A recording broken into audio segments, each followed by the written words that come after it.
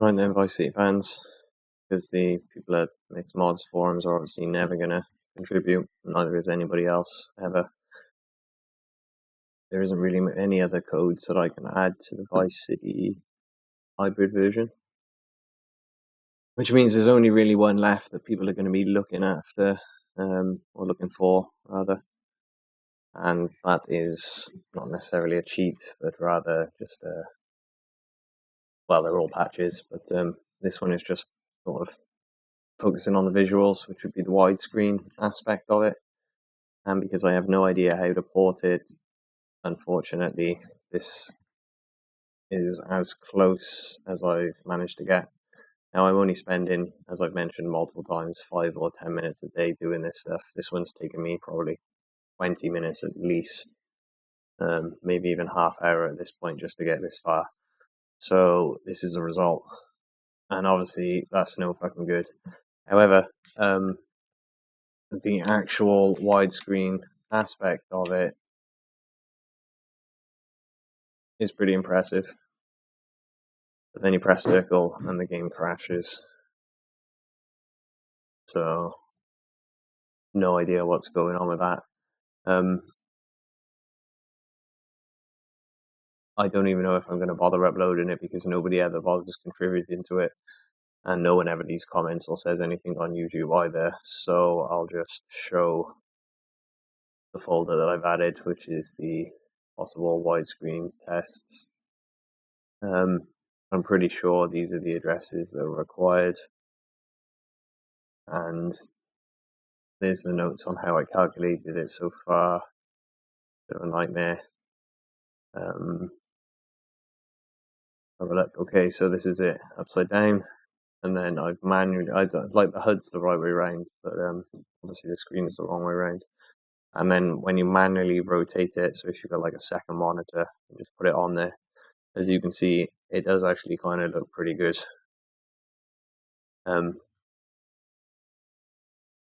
Aside from the fact that it's upside down. So it would be a little bit of a fisheye lens effect, I suppose, as you're moving forward. However, that expansion is obviously based on this 1920 by 1080p monitor. If I was to put it on the 4K and stretch, or even if you just stretched, like doubled out the 1920 and just kept the 1080p resolution, it would probably still look pretty good. Fix some of that fisheye kind of stuff. It's not the best screenshot because it's not in the best place, I suppose. So I guess we could just kind of grab a nicer time of day so that we can see it. And just not press circle. Oh, that was interesting. Did that just momentarily?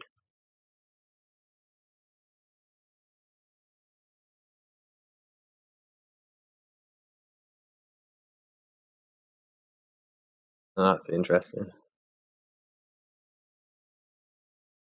Oh, weird. Okay, that's very strange. Obviously, this is what happens. This is all happening live. I got no way of replicating this. Slow down the speed here. So I've only got my one monitor plugged in.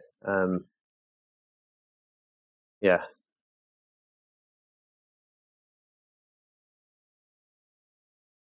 A bit bizarre why this is occurring like this.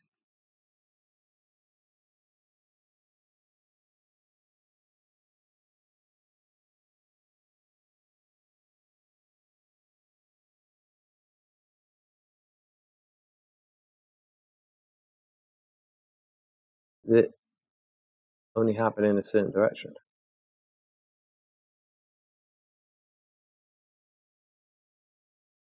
Circle's working now.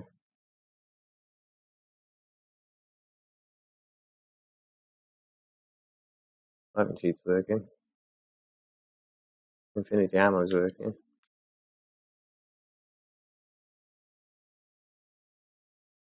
Is there some way to maybe that?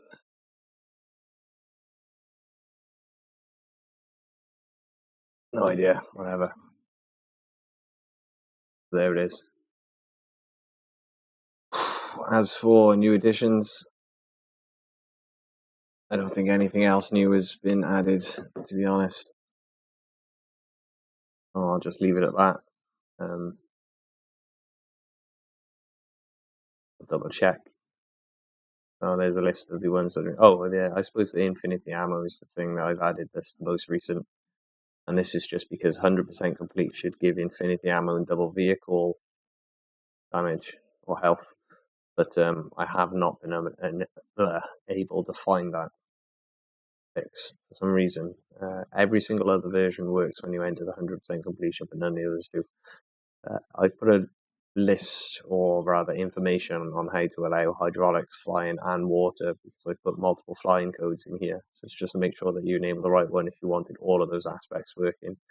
You can also enable the tank options, but unfortunately tanks have contact explosion, which is a separate type of collision damage, and there doesn't seem to be a way to stop that from happening. Now, I've added a cheat that you can enter with your button combos on the cheats and debug version by adding code to the main SEM, so that you can circumvent that for your vehicle, so that your vehicle can be a tank and shoot tank bullets, but doesn't cause collision. Or if it is just regularly a tank, like not just any other vehicle, then obviously doesn't cause collision damage and make them explode.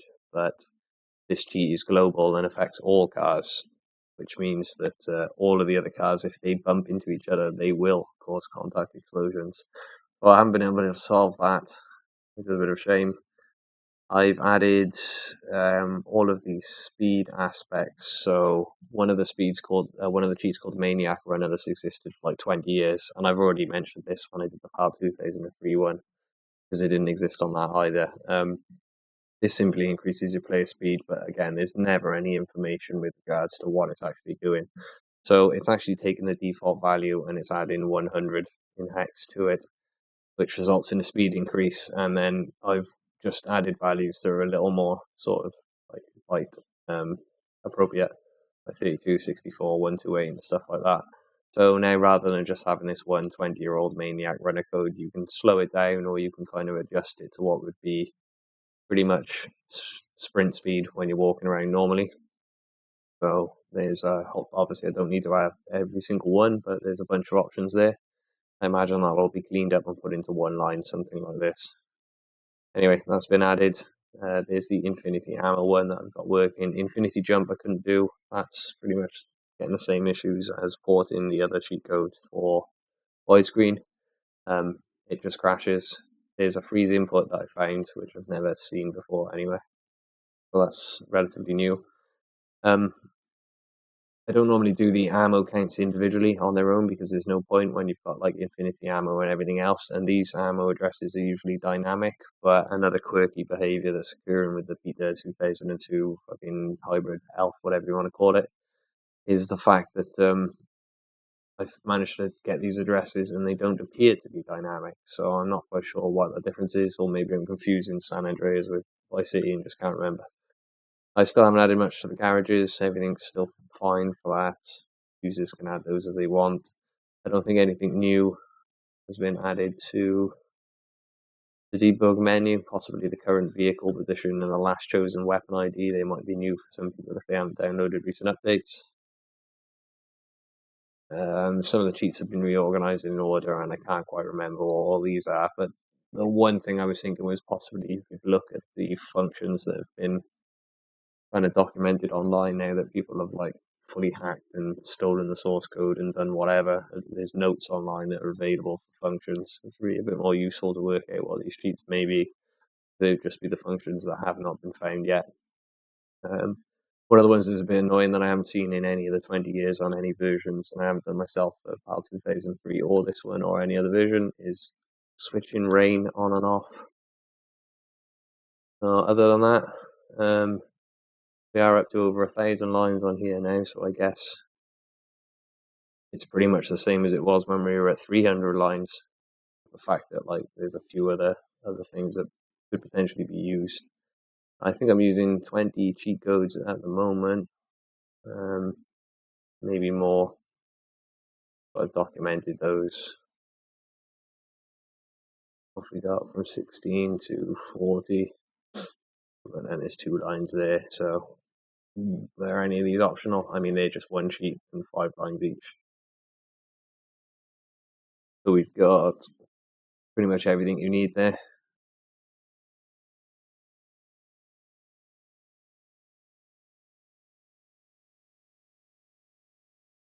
And it looks like we're going to have to temporarily disable this. So let's do that.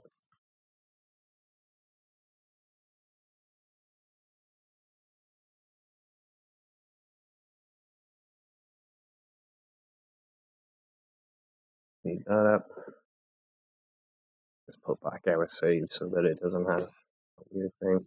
Oh, a note about this: if you're using the remove the black screen border, I assume that's why the beta has this add to press start toggle HUD thing. Circumvent that, because it essentially resizes the screen, and we're stopping that switch on the widescreen or whatever you. If you do enable vehicle cheats by default,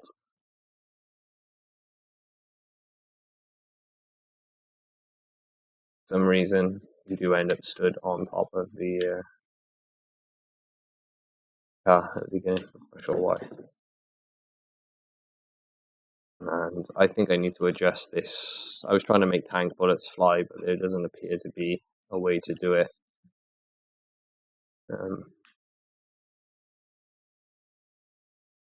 Which is a bit of a shame. My plan was to have, like, shoot an explosion. You can't shoot a projectile. At least there's no way that I know of doing it. So you're just using a set coordinate in front of the vehicle relative to its position. So you're shooting in front of it, as you can see. I'm also firing fire below me.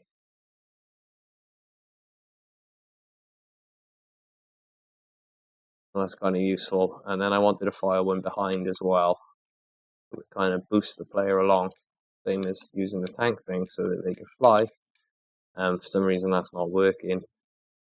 I guess you need to modify the handling as well as just having that impact. Because the plan was to have that front impact shouldn't really be affecting the vehicle, and the rear impact should be close enough to be able to give it a boost forward, which maybe it's not.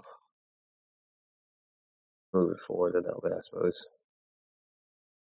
Or the fact that they're both running concurrently could just simply be cancelling each other out. Although it does seem that you get a little bit faster.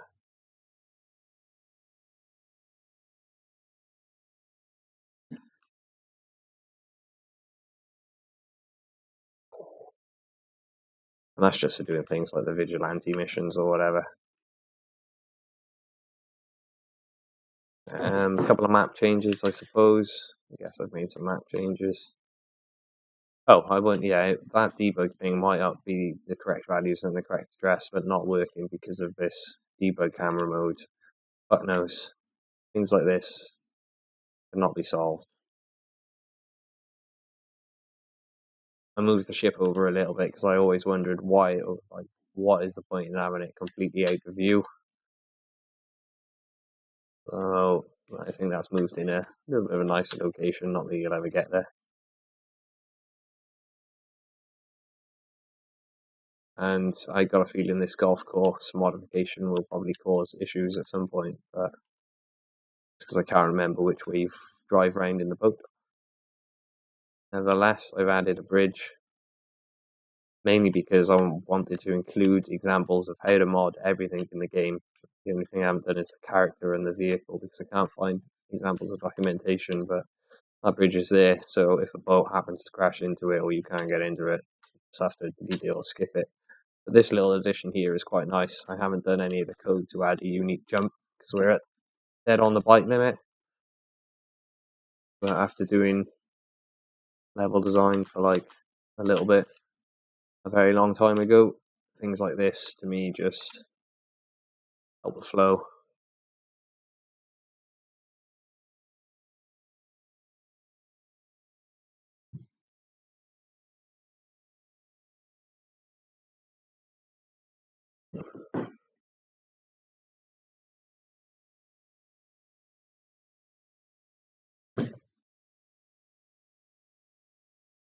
Anyway, there you go.